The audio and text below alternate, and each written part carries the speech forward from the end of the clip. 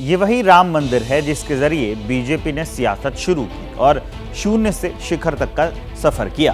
अब 2024 के लोकसभा चुनाव से पहले राम मंदिर बनकर तैयार है, तो जाहिर है कि इसका असर अगले चुनाव पर पड़ेगा। हालांकि और भी कई फैक्टर हैं जिसके जरिए बीजेपी नई लकीर खींचने की तैयारी में है। हम आपको बताते हैं इसके लिए प्रधानमंत्री मोदी के ब्लूप्रिंट पर बीजेपी कैसे आगे बढ़ रही है।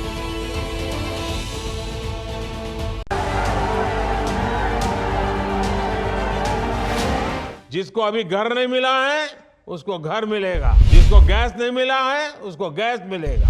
योजनाएं जो आपकी भलाई के लिए हम चला रहे हैं वो आप तक पहुंचनी चाहिए, इसलिए ये पूरे देश में इतनी बड़ी मेहनत का काम हो रहा है। विकसित भारत से संकल्पित गारंटी वाली गाड़ी से प्रधानमंत्री मोदी जो वोट बटोरने की कोशिश कर रहे थे, जिस वक्त वो देश के अलग अलग हिस्सों के लोगों को साधने की कोशिश कर रहे थे, कमोबेश उसी वक्त लखनऊ में मोदी के ब्लूप्रिंट पर मंथन हो रहा था। पीएम मोदी का जो संदेश अमित शाह कोलकाता पहुंचा कर आए थे, उसको लेकर दीदी के गढ़ में बीजेपी के नेता आगे बढ़ रहे थे। मोदी का संदेश लेकर दीदी के दरवाजे पर दस्तक देने पहुंचे बीजेपी के चाणक्य ने सबसे पहले उस मुद्दे का जिक्र किया जो भगवा पार्टी के लिए मुफीद माना जाता है।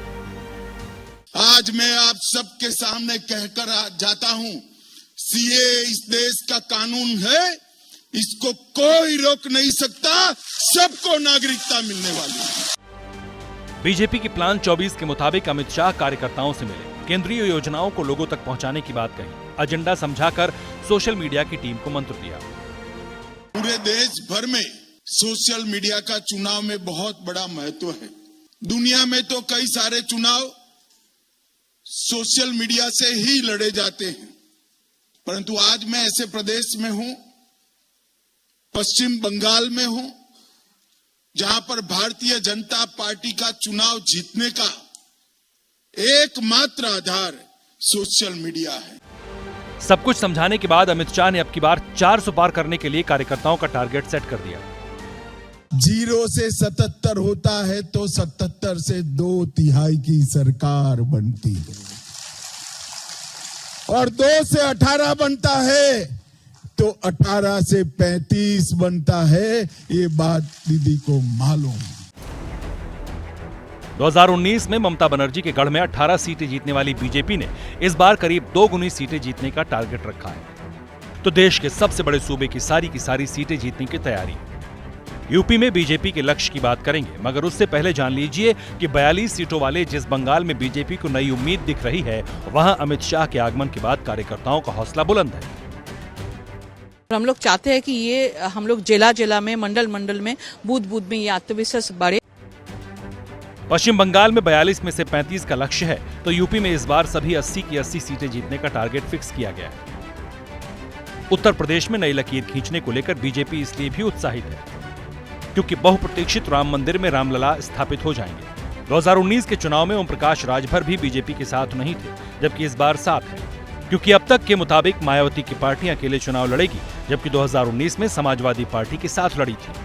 तब यूपी में एनडीए को 64 सीटें मिली थी। इस बार जब कई फैक्टर्स के साथ मोदी की गारंटी वाली गाड़ी घूम रही है, तो बीजेपी के नेताओं का हौसला बुलंद है। हम नीचे तक अपनी तैयारी करेंगे और जो काम केंद्रीय नेतृत्व की अपेक्षा है, उस काम के आधार पर माननीय मोदी जी के नेतृत्व में हम अपना पूरा रिपोर्ट कार्ड लेकर प्रदेश की जनता के सामने जाएंगे।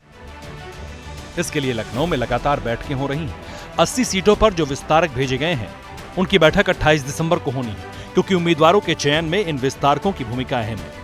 इन्हीं के फीडबैक पर नए कैंडिडेट तय होंगे, ताकि बीजेपी ने यूपी और पश्चिम बंगाल की 122 में से जो 115 सीटों का लक्ष्य रखा है, उसे आगे बढ़ाया जा सके।